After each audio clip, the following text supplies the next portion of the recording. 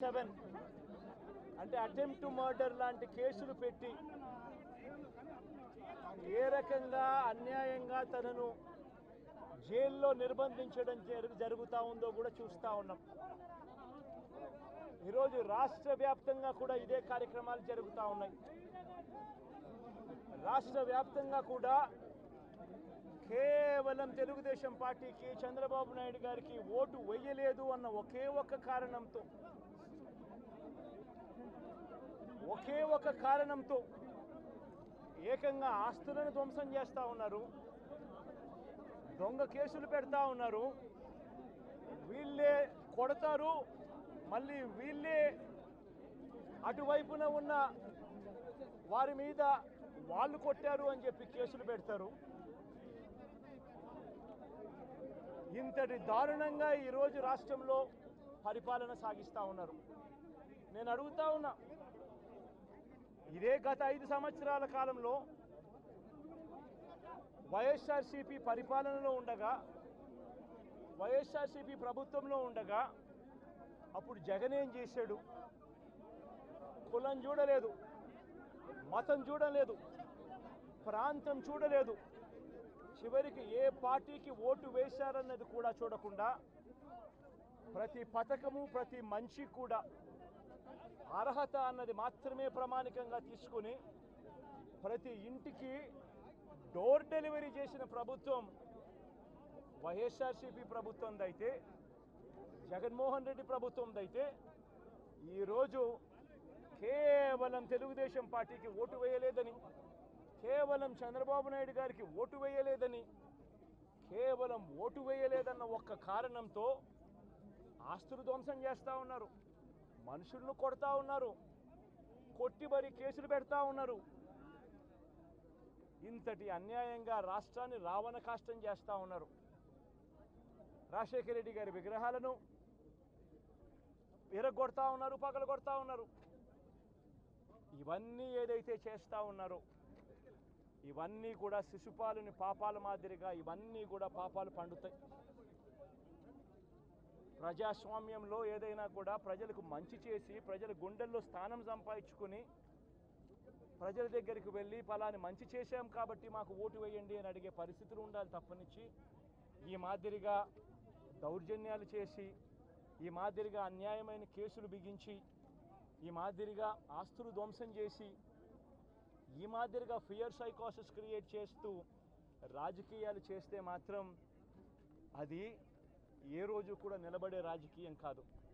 తాత్కాలిక మేలు ఏదైనా జరుగుతుందేమో తప్పనిచ్చి తర్వాత ఓటు వేసేటప్పుడు మాత్రం ప్రజలు ఇవన్నీ కూడా ఖచ్చితంగా గుర్తుపెట్టుకొని లెక్క జమ చేసి చంద్రబాబు నాయుడు గారికి గట్టిగా బుద్ధి చెప్పే పరిస్థితులు రోజులు కూడా తొందరలోనే ఉన్నాయని కూడా ఈ సందర్భంగా చంద్రబాబు నాయుడు గారిలో మార్పు రావాలని సందర్భంగా కూడా తెలియజేస్తా ఉన్నా.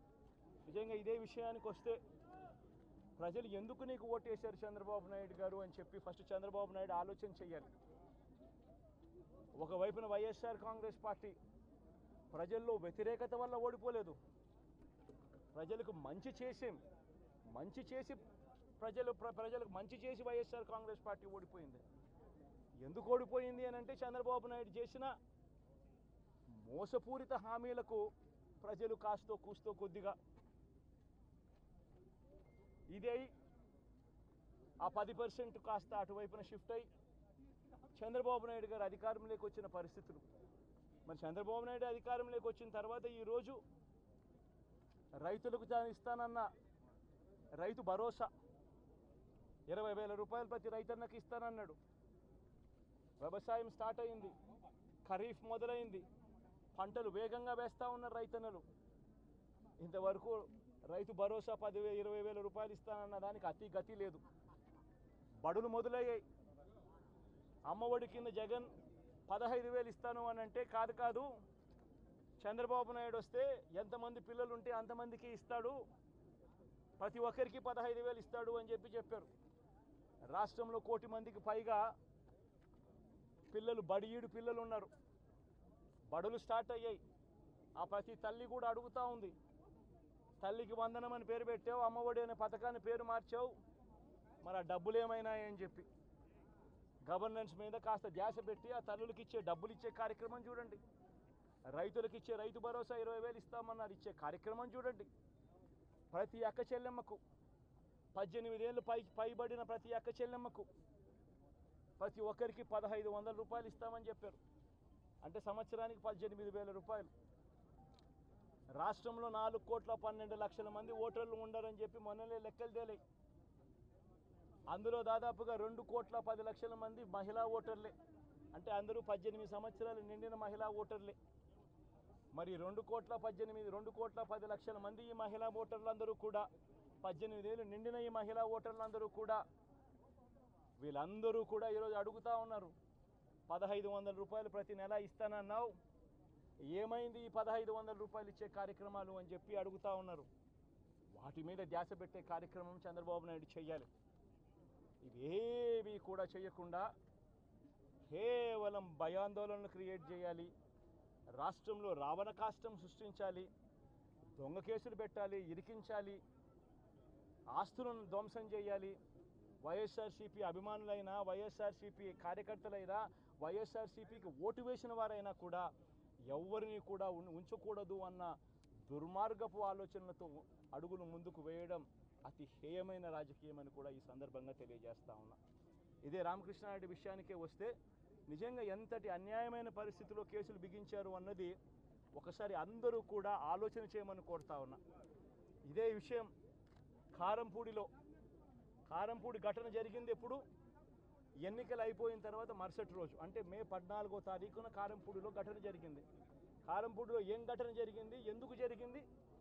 కారంపూడిలో తెలుగుదేశం పార్టీ చేసిన ఆకృత్యాలకు ఒక ఎస్సీ కుటుంబంలో ఉన్న మహిళలు ఇబ్బంది పడే పరిస్థితిలోకి పోయినప్పుడు వాళ్ళను పరామర్శించడానికి డిఎస్పీ అనుమతి తీసుకునే మరుసటి రోజు, ఎన్నికలు అయిపోయిన మరుసటి రోజు ఎమ్మెల్యే బయలుదేరాడు. ఎమ్మెల్యే కారంపూడికి చేరుకోక మునిపే ఆ ఎస్సీ కుటుంబం అనేది కారంపూడి అటువైపున ఉంటే, ఊరికి అటువైపున వాళ్ళ ఇల్లు ఉంటే, ఆ ఊరు ఎంటర్ కాకమునిపే తనని అడ్డగించడము, అక్కడే గొడవ జరగడము, గొడవ జరిగేది టౌన్లో జరుగుతూ ఉంది, ఇక్కడ నుంచి ఇక్కడ అడ్డగించినారు. అసలు సిఐ అనే నారాయణ స్వామి అనే ఈ సిఐతో కనీసం ఎమ్మెల్యే కనీసం తటస్థ కూడా పడలేదు. కనీసం చూసిన దాఖలాలు కూడా లేవు వీళ్ళిద్దరు. ఆ రోజు ఆయన ఉండేది వేరే గొడవలో వేరే లొకేషన్, టౌన్ మధ్యలో గొడవ జరుగుతా అంటే ఆయన ఉన్నాడు, టౌన్ మొదట్లో ఈయన ఉన్నాడు.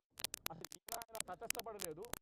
ఆయన మీద ఆ గొడవ జరిగేటప్పుడు రాళ్ళు ఇటువైపు నుంచి అటువైపు నుంచి పడ్డాయి. చిన్న రాయి ఏదో తగ్గించొచ్చేమో బహుశా, అని చిన్న రాయి కాబట్టి అసలు ఆయన మరుసటి రోజు ఆయన అదే రోజు మెడికల్ లీగల్ కేసు కూడా పెట్టాల. అంటే ఎంత చిన్న ఘటన అది, జరిగిందో లేదో కూడా తెలియదు.